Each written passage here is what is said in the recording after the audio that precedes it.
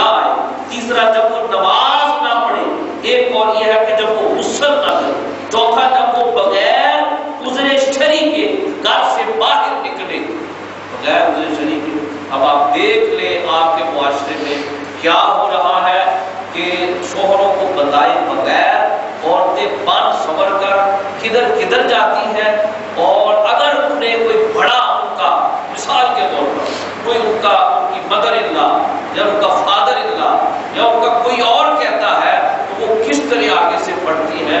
یہ معاشرے کے اندر کوئی ڈکی چھپی بات نہیں ہے، یہ ایک معاشرے کے اندر عام بات۔ اور وہ جو تنظیمیں جو ویمن رائٹس کے نام پر، عورتوں کے حقوق کے نام پر یا حقوق نسواں کے نام پر بعض وکیل عورتیں جنہوں نے تنظیمیں بنائی ہیں، تو وہ پھر ایسی یہ چیزیں جو سیمینار کرتی ہیں کالجوں میں جا کے، یونیورسٹیوں میں جا کے، وہ جو یونیورسٹی کے اندر ایک سیمینار ہو رہا ہے اور اس میں اسلام کی تعلیم بیان نہیں کی جا رہی، اس میں یہی بتایا جا رہا ہے کہ جو چاہے عورت کرے، یہ ہمیں جو ہے آزادی ہماری چھینی جا رہی ہے۔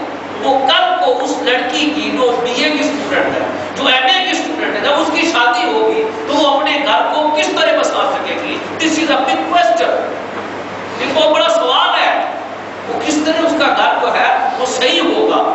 یہ ہمارے معاشرے کو بڑی تیزی کے ساتھ، میرے بزرگوں اور بھائیوں، ہمارا ان چیزوں کی طرف دھیان نہیں ہے، تباہ و برباد کیا جا رہا ہے۔ معاشرے کا فیملی سسٹم جو ہے یہ خراب کیا جا رہا، بزرگوں کی عزت اور احترام کم ہو گئی ہے، اس پر ہماری توجہ نہیں ہے۔ میں جہاں آپ کے سامنے رسول اکرم صلی اللہ علیہ وسلم کے میلاد کو بیان کرتا ہوں، رسول پاک کے فضائل بیان کرتا ہوں، جہاں اولیاء کرام کی فضیلتیں، وہاں مسائل بھی بیان کرتا ہوں۔ یہ مسائل ہے، ایک ہوتے ہیں فضائل، فضیلتیں بیان کی، نعرہ تکبیر، نعرہ رسالت، ماشاءاللہ بڑا، یہ مسائل ہے، یہ فضائل نہیں ہے، یہ مسائل ہے۔ مسائل سے ہمیں اپنے آپ کو تبدیل کرنا ہے، ہمیں اپنے گھر کے اوپر ان مسئلوں کو لاگو کرنا ہے تاکہ ہم اپنے معاشرے کو ایک چین دے سکے۔ ادروائز جو ہے تمہاری داستان تک نہ ہوگی، داستان ہوگی۔ اس لیے ہمیں چین لانے کے لیے ان مسائل کو مد نظر رکھنا ہے۔ ایک قول یہ ہے کہ جب وہ خاوند کو ناراض کرے، حضرت اسماء بنت ابی بکر، حضرت اسماء کون ہے؟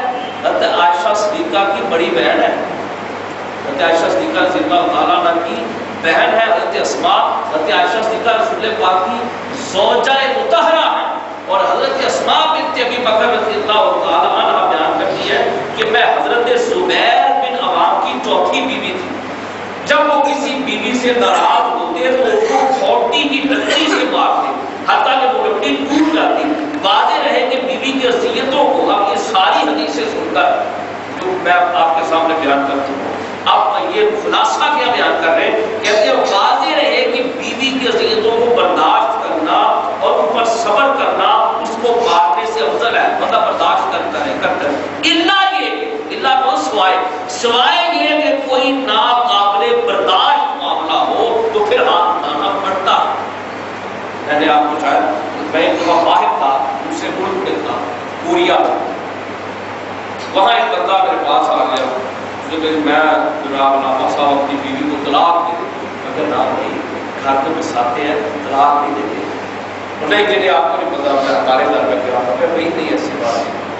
میں نے اس کو بار کہتا رہا، لیکن اس نے ایسی بات کی آگے سے کہ وہ اگر میں آپ کو بتاؤں کہ آپ سے بھی رونگٹے کھڑے ہوئے۔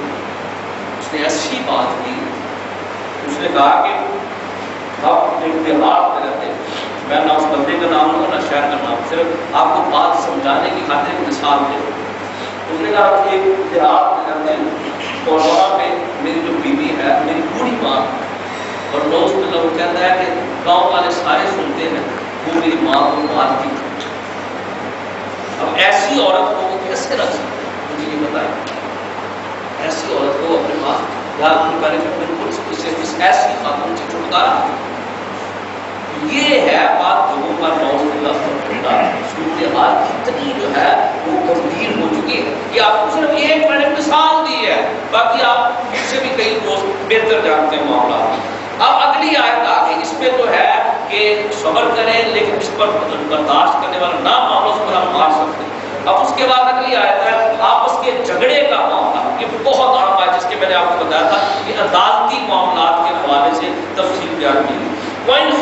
شقاق بینہما فبعثوا حکما من اہلہ وحکما من اہلہا. اور اے مسلمانوں اگر تمہیں ان دونوں کے درمیان جھگڑے کا خطرہ ہو تو ایک منصف مرد کی طرف سے مقرر کر لو اور ایک منصف عورت کی طرف سے مقرر کر لو. ان یریدا اصلاحا یوفق اللہ بینہما. اگر وہ دونوں منصف صلح کرانے کا ارادہ کرے تو اللہ تعالیٰ ان دونوں یعنی مرد اور عورت کے درمیان اتفاق پیدا کر دے گا. ان اللہ کان علیما خبیرا. بے شک اللہ بڑا جاننے والا بہت خبر رکھنے والا. یہ آیت تو ہوتی ہے اتنی آپ کو بتا. اب اس کے اتنی آیت کے نیچے کئی کتابیں لکھی گئی ہیں. کئی کتابیں یہ میں آپ کے سامنے جو لکھ کر لاتا ہوں کہ بہت سی کتابوں کا نچوڑ ہوتا ہے جو آپ کے سامنے پیش کیا جاتا ہے. اب اختلاف مرد و عورت میں دونوں جانب سے مقرر کرتا منصف کیا حاکم کہلائے گا یا وکیل کہلائے گا. اب اس پہ بات کی گئی ہے, دلائل دی گئی, مختلف علماء کی آراء ہے. بات ابھی آپ کے سامنے کھل کر آ جائے گی. ہم کیا طرفہ ٹریفک نہیں چلاتے کہ ایک طرف کی بات بتا دیں گی باقیوں کی. کیا وہ جو آپ نے منصف, ایک ہے مرد کی طرف سے منصف, ایک ہے عورت کی طرف سے منصف, تو دونوں منصف جو ہے وہ وکیل کی حیثیت رکھتے ہیں یا حاکم کی حیثیت رکھتے ہیں, یا ان کا فیصلہ فائنل فیصلہ ہوگا یا نہیں ہوگا, اس پر یہ دلائل دیتے ہیں. امام شافعی اور امام مالک کے نزدیک یہ منصف حاکم, اور ان منصفوں کو اب خود یہ اختیار ہے کہ وہ مناسب جانے تو خاوند اور اس کی بیوی کو نکاح پر برقرار رکھے یا ان میں سے کسی ایک کے ذمہ کسی چیز کی ادائیگی لازم کر دے, یا مناسب جانے تو ان کا نکاح منسوخ کر دے.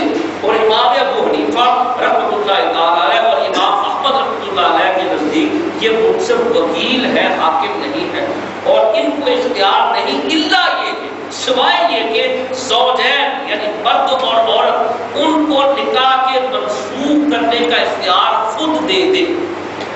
یہ اپنے یہ کہتے ہیں, وہ کہتے ہیں خود اختیار, اور یہ کہتے ہیں کہ نہیں دوسرے جو گروہ علماء کا وہ کہتے ہیں نہیں مرد اور عورت کہے کہ تمہیں یہ بھی اختیار ہے, چاہو تو ساڑھی کسی آپس میں جدائی کر دو, چاہو تو ہمیں ملا.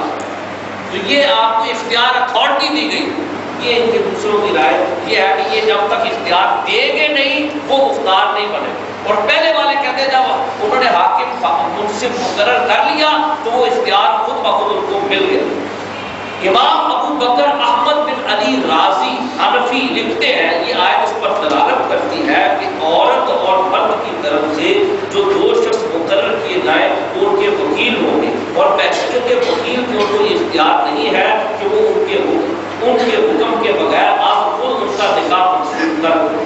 یہ دونوں حاکم زوجین کے وکیل ہیں. آگے بھی امام فرض نے بھی یہ کہا, یہ مختلف اقوال میں پیش کر رہا ہوں, اور ان کے فیصلہ میں ان دونوں کی رضا کا اختیار ہوگا. یہ امام احمد, امام ابو حنیفہ اور ان کے اصحاب کا قول ہے, اور امام مالک اور شافعی, امام شافعی رحمۃ اللہ علیہ کا یہ قول ہے کہ حاکموں کے فیصلے کے لیے زوجین کی یعنی دونوں کی رضا کی ضرورت نہیں ہے. یہ تو ہے ان کے اقوال, یہ اپنے اپنے دلائل بھی مختلف پیش کریں گے. علامہ ابو الحسن بیان کرتے ہیں جن دو شخصوں کو بھیجا جائے گا اس کے متعلق دو ہی قول ہیں, وہ یا تو وکیل ہے اور ان کو از خود زوجین میں تفریق کرنے کا, جدائی کرنے کا اختیار نہیں, اور دوسرا قول یہ ہے کہ وہ حاکم ہے اور ان کو اس کا اختیار موجود ہے. قاضی ابو بکر محمد بن عبداللہ بیان کرتے ہیں حضرت ابن عباس رضی اللہ تعالیٰ عنہ سے صحیح روایت یہ ہے کہ یہ دونوں شخص حاکم, یہ بڑی اسٹرانگ روایت, بڑی اسٹرانگ روایت ہے, یہ سنیے. یہ دونوں شخص حاکم ہے, اور جب یہ دونوں شخص زوجین کے درمیان تفریق کر دے تو جدائی واقع ہو جائے گی, کیونکہ نکاح سے مقصد الفت ہے اور حسن معاشرت ہے, اور وہ ان کے نزدیک اگر الفت اور حسن معاشرت نہیں پائی جا رہی, حالات بگڑتے جا رہے ہیں, تو ہمارے علماء نے کہا کہ اگر خاوند کی جانب سے زیادتی پائی گئی تو ان کے درمیان جدائی کر دی جائے گی, اور اگر عورت کی جانب سے زیادتی پائی گئی تو ہم عورت کو مرد کا تابع کریں گے, اور اگر دونوں کی جانب سے زیادتی پائی گئی تو بھی ان میں تفریق کر دی جائے گی, اور مرد کو کچھ حق مہر ادا کرنا ہوگا نہ کہ پورا.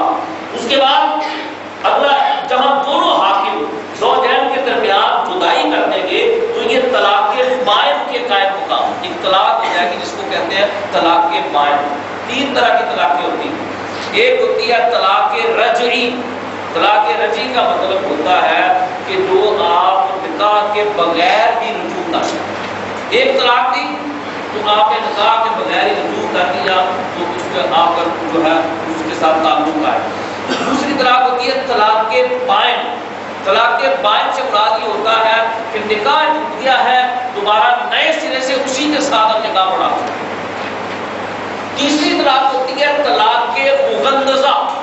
طلاق مغلظہ کا مطلب ہوتا ہے کہ اب اس سے نکاح ایسا ٹوٹ چکا ہے کہ جب تک حلالہ نہ ہو اس وقت تک جو ہے وہ اس عورت کے ساتھ واپس نکاح نہیں ہو سکتا. بالکل وہ حرام ہو چکی ہے جب تک کہ حلالہ نہ ہو, اور حلالہ بھی شرط کے ساتھ نہ کیا جائے. اس شرط کے ساتھ وہ اپنی مرضی سے چاہے کہیں اور وہ خاتون نکاح کرے, وہ اپنی مرضی سے اس کو ڈائیورس کرے, اور کہیں اور نکاح کے بعد ڈائیورس ہونے کے بعد پھر یہ واپس آ کر اس شوہر کے ساتھ مسابقہ تھا اس کے ساتھ نکاح کر سکتی ہے. تین طلاقیں جس کو طلاق مغلظہ کہتے ہیں, اس کے بعد کوئی اور صورت باقی نہیں رہتا.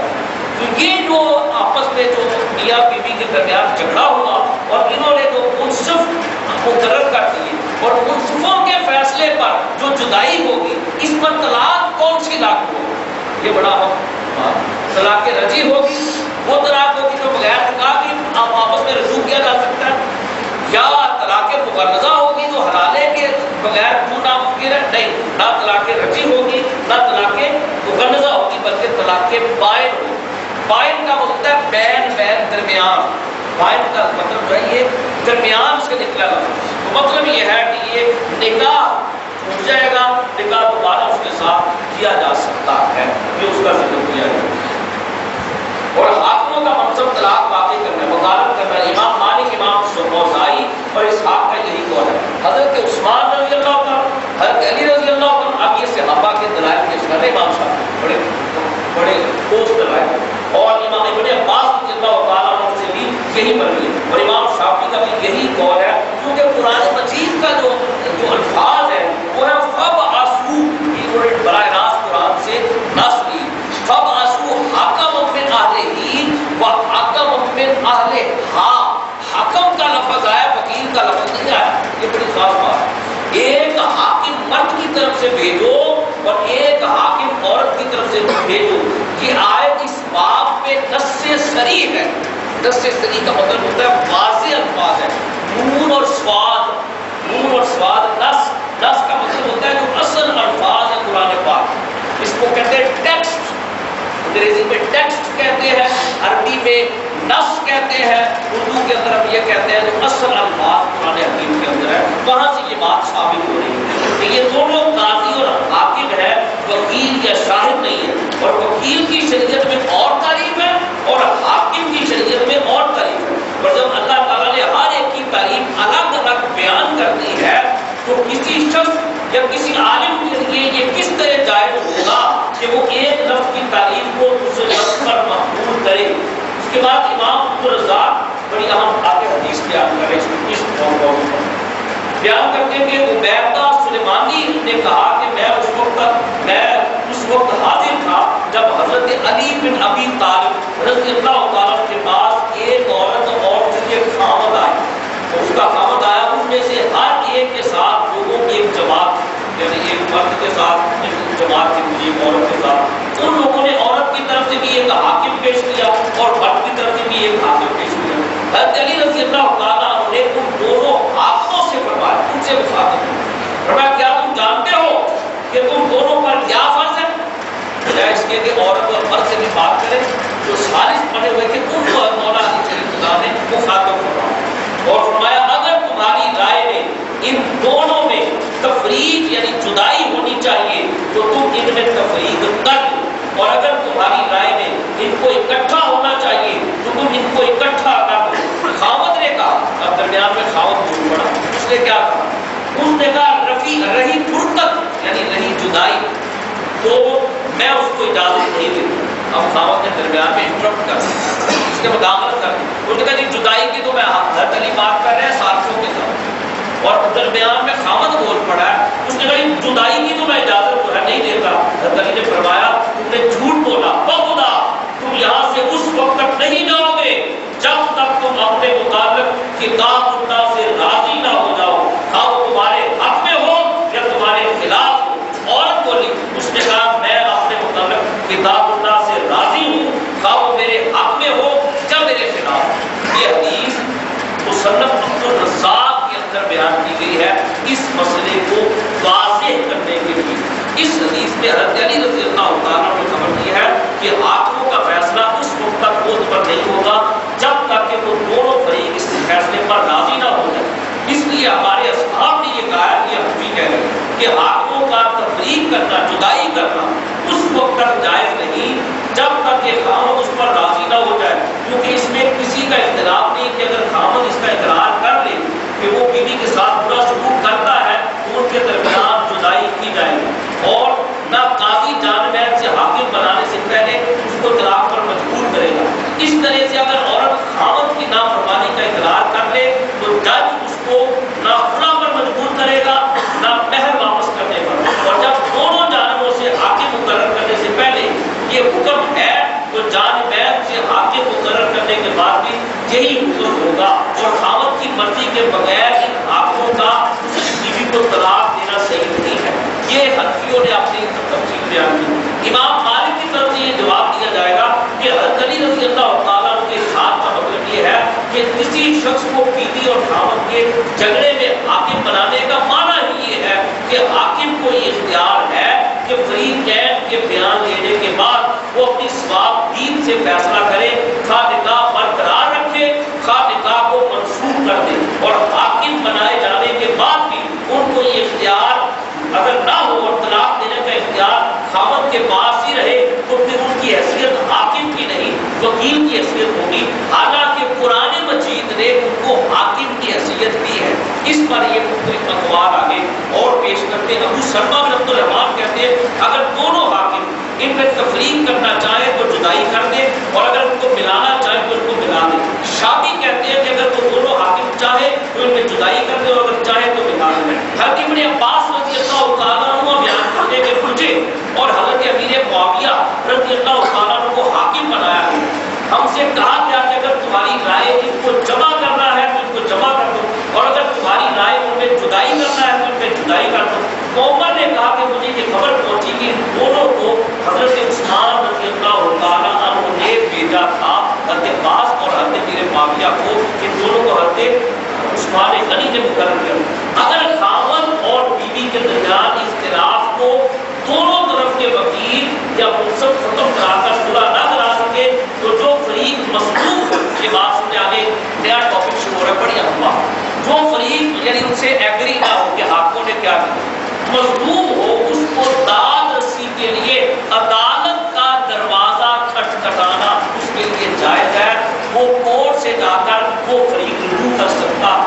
اگلا بڑا اہم پوائنٹ ہے، ہمارے معاشرے میں ایک بہت بڑی خرابی ہے کہ بعض اوقات جب ناچاکیاں ہو جاتی ہیں تو کئی شوہر ہیں جو نہ تو بیویوں کو طلاق دیتے ہیں نہ ان کو خرچہ دیتے ہیں، بڑی اہم بات، وہ اس کو اس کے حال پر چھوڑ دیتے ہیں۔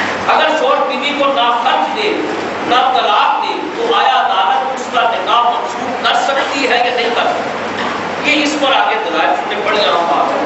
ہمارے زمانہ میں بعض اوقات ایسا ہوتا ہے کہ شوہر بیوی کا خرچ نہیں دیتا اور نہ اس کو طلاق دیتا ہے، بیوی عدالت میں مقدمہ دائر کر دیتی ہے، شوہر عدالت میں پیش نہیں ہوتا، یہ بڑی خاص بات، اور عدالت گواہوں کی بنیاد پر یک طرفہ فیصلہ کر کے اس نکاح کو منسوخ کر دیتی ہے۔ کئی فیصلے عدالتوں نے ایسے دیے، اور اس کو یہ میں آپ کو شروع میں بتا دوں اگر دوسری باتیں کہ یہ فیصلہ ٹھیک ہوتا ہے، یہ فیصلہ اگر عدالت کے سامنے گواہ سچے ہو، کیس اسٹرانگ ہو، واقعی شوہر جو ہے وہ ظلم کر رہا ہو تو عدالت فیصلہ کرنے کا مکمل اختیار رکھتی ہے اور اس نکاح کو منسوخ کر سکتی ہے۔ یہ فیصلہ ٹھیک ہوتا ہے، بڑی اہم بات ہے کہتے ہیں، اور اس کو موجودہ مجسٹریٹ اپنی اصطلاح میں خلا سے تعبیر کرتے ہیں۔ اب سوال یہ ہے کہ عدالت کا یہ فیصلہ عزم شرع قابل عمل ہے یا نہیں، اب انہوں نے شرع سے ثابت کرنا ہے، آگے شرعی دلائل ہے، میں نے آپ کو اتنا بتا دیا یہ قابل عمل ہے۔ اب دلائل کیا ہے اس پر سنیے۔ حضرت ابو ہریرہ رضی اللہ عنہ نے عرض کیا یا رسول اللہ صلی اللہ تعالی علیہ وسلم، میرے عیال کون ہیں؟ آپ نے فرمایا تمہاری بیوی اگر خرچہ نہیں دے سکتی تو علیحدہ کر دو. قاضی ابو الولید محمد بن احمد بن رشد مالکی لکھتے ہیں جو شخص بیوی کا خرچہ ادا کرنے سے عاجز ہو اس کے بارے میں امام مالک، امام شافعی اور امام احمد بن حنبل رحمۃ اللہ علیہ کا مذہب یہ ہے کہ ان کے درمیان جدائی کر دی جائے گی. امام ابو حنیفہ یہ کہتے ہیں کہ ان میں تفریق نہیں کی جائے گی. جمہور کی دلیل یہ ہے کہ جب شوہر، آپ یہ دلیل سنیں، کہتے ہیں جب شوہر جو ہے اس کے اندر جینیٹیکلی وہ کمزور نامرد ہو تو بال اتفاق ان میں تفریق کر دی جاتی. اس پہ ساری فقہا جو ہے وہ متفق ہے.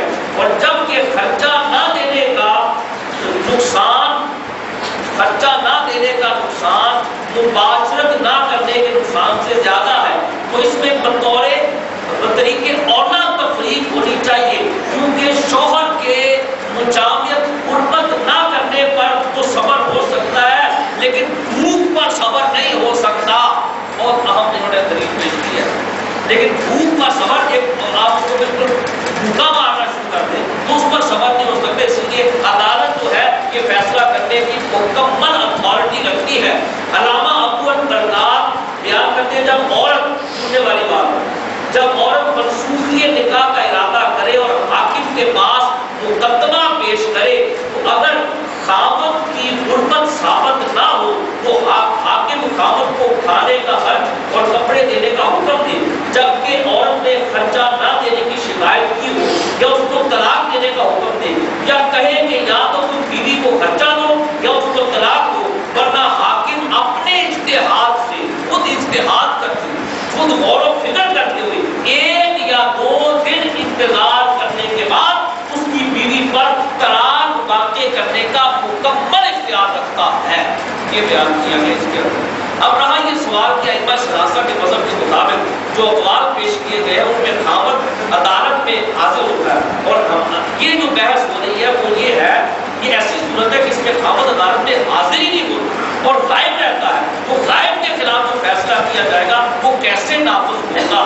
اس کا جواب یہ ہے کہ علامہ سید محمد امین ابن عابدین شامی بیان کرتے ہیں اگر غائب کے خلاف دلیل قائم کر دی گئی اور قاضی کا گمان غالب یہ ہے کہ یہ حق ہے، جھوٹ نہیں ہے، اور نہ اس میں کوئی ہیلا ہے تو غائب کے خلاف اس کے حق میں فیصلہ کر دینا چاہیے.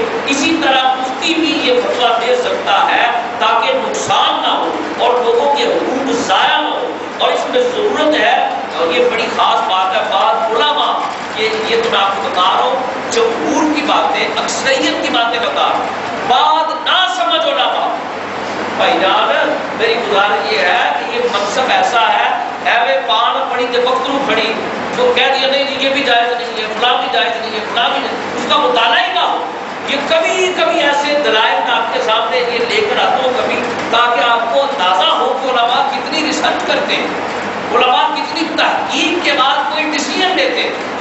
تو یہ بعض علماء کہتے ہیں کہ یہ جائز نہیں ہے، اس کے عدم جواز کا فتویٰ دیتے ہیں کہ ان کا رد کیا جا رہا اور کہتے ہیں کہ یہ مسئلہ مجتہد کی ہے.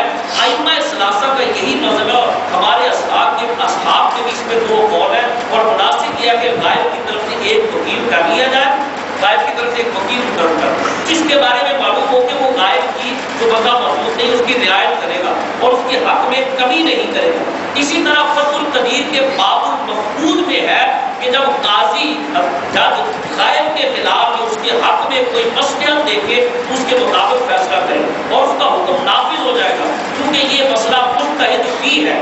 اور علامہ شامی کہتے ہیں میں کہتا ہوں کہ خواہ قاضی حنفی ہو اور یا کوئی اور، کہتے ہیں اور یہ قاعدہ پہلے قاعدہ کے خلاف نہیں ہے کیونکہ اس قاعدہ کو ضرورت اور مصلحت کی بنا پر جائز قرار دیا گیا ہے. اگر بندہ عدالت میں حاضر ہی نہیں ہوتا اور وہ قصوروار بھی ہے، گواہ بھی اس پر موجود ہے تو اس کے خلاف نصیحت لیا جا سکتا ہے.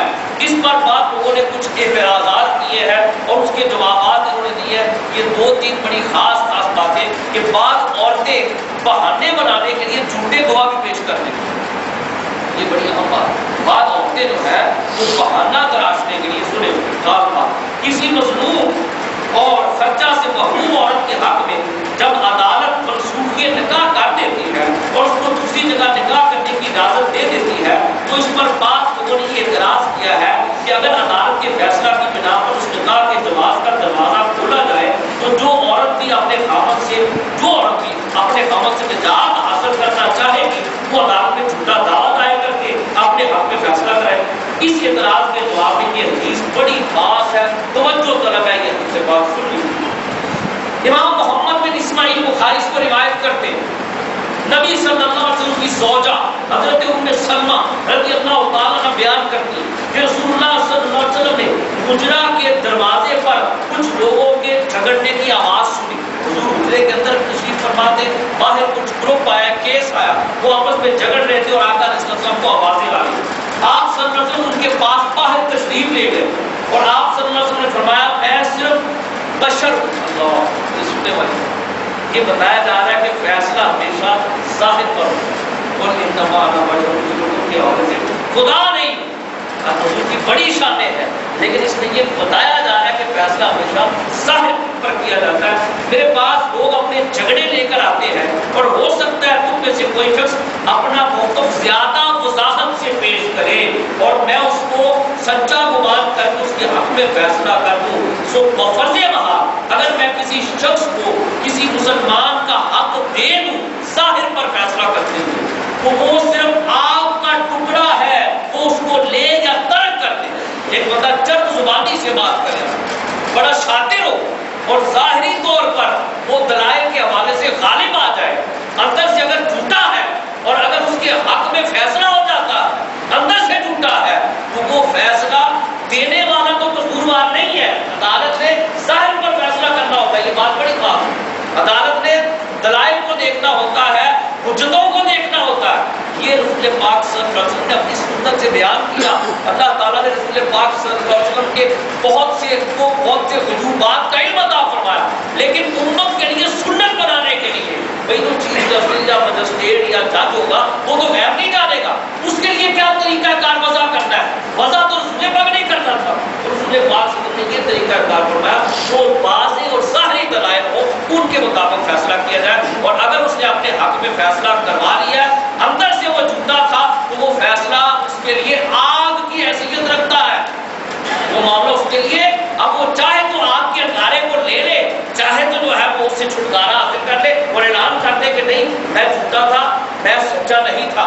جیسا کہ رسول اکرم صلی اللہ علیہ وسلم کی بارگاہ میں ایک شخص نے عرض کیا حضور کو اس نے بڑی تنہی سے جنگ کی ہے اور وہ جو شہید ہو گیا اس کی کتنی عظمت ہوگی. حضور نے فرمایا نہیں وہ دوست ٹھیک ہے. اس کے حضور یہ کیسے؟ فرمایا اس لیے کہ اس نے مال غنیمت سے ایک چادر چرا لی تھی اور وہ چادر اس کے لیے آگ کی حیثیت رکھی. اس کے لیے یہ بندے نے ہم ہمارے معاشرے میں بہت بڑی بات عرض کر رہا ہوں آپ کی خدمت میں، جائز ناجائز کا کنسیپٹ ہی ختم ہو گیا. کوئی گاڑی ہاتھ دو یار، ہم اس طرح چلے گئے ہیں. لیکن کیا یہ باڈی اور یہ نالیاں پاکیاں بھی ہیں یہ کیا اس کو دوزخ کے لیے تو تیار نہیں کیا جا رہا؟ کیا دوزخ کی آگ کے لیے اس باڈی کو تو تیار نہیں کیا جا رہا؟ یہ لگژری لائف کیا اس کو دوزخ کی آگ کے لیے تو تیار نہیں کیا جا رہا؟ یہ فیصلے اپنے حق میں کروا کے بڑے جشن منا لینا کیا لوگ آخرت کا بھیانک انجام برداشت کرنے کے لیے تو اپنے آپ کو تیار نہیں کیا جا رہا؟ اس پر ہمیں اپنے ہاتھ میں غور کرنا ہوگا. علامہ بدر الدین محمود بن عینی حنفی حدیث کی شرح میں لکھتے ہیں رسول اکرم صلی اللہ علیہ وسلم کا یہ فرمانا کہ میں وقت کی امور کو ظاہر نہیں جانتا جیسا کہ حالات بشریہ کا تقاضا ہے. آپ صرف ظاہر کے مطابق فیصلہ فرماتے اور چھوٹی چیزیں اللہ کی ولایت میں تھی اور اگر اللہ چاہتا تو آپ کو وقت کی امور پر مطلع فرما دیتا اور اللہ پاک نے بے شمار مختلف وقت کی امور پر حضور کو مطلع فرمایا. حتیٰ کہ آپ لیکن آپ صورت واقعیہ کے مطابق یقین کے ساتھ فیصلہ فرماتے. اللہ تعالیٰ نے آپ کی امت کو آپ کی پیروی کا حکم دیا، اس لیے آپ نے ظاہر صورتحال کے مطابق فیصلہ فرمایا تاکہ امت کو آپ کی اتباع میں آسانی اور اطمینان ہو سکے. حضور فرماتے میں یہ دیکھ رہا ہوں یہ فیصلہ میں نے کر دیا. اور ایسے بھی بات واقعات ہوئے حضور علیہ السلام کو منوا لیا وہاں کڑے منوا لیا. یہ ایک الگ چیپٹر ہے. یہ رسول پاک صلی اللہ علیہ وسلم کا غیب جاننا یہ الگ چیپٹر ہے، وہاں بھی منوا لیا. لیکن دوسری طرف یہ بھی ہے جس کو قرآن نے بیان کیا سورہ نور کے اندر کہ لیان کرے. کوئی مرد اگر اپنی اور لیان کا بڑا دلیل ہے کہ کوئی مرد جو ہے وہ اپنی عورت پر الزام لگائے تو وہ عورت جو ہے وہ سچی ہو تو وہ مرد جو ہے وہ کہے کہ اگر میں جھوٹا ہوں تو مجھ پر اللہ کی لعنت، یہ الفاظ ہے۔ اور اگر جو ہے وہ عورت جو ہے وہ مرد پر الزام لگائے تو وہ بھی یہ الفاظ، یہ لیان ہے، اس کا یہ الگ سے مسئلہ ہے۔ مقصد یہ ہے کہ اپنے گلے میں لعنت کا دوغ ڈالنا کوئی سوکھی بات نہیں ہے، یہ نرا عذاب ہے۔ ہم سب کو اپنی اصلاح کرنی ہوگی۔ آگے بھی اس پر کچھ دلائل جاری ہیں، اس کے بعد آپ کو اور بات واضح کر دی جائے گی کہ یہ جو فیصلہ کیا جاتا ہے غائب کے بارے میں اس کی کیا اہمیت ہے۔ اللہ تعالیٰ ہم سب کو قرآن و سنت کا صحیح فہم عطا فرمائے اور دین پر عمل کرنے کی توفیق عطا فرمائے۔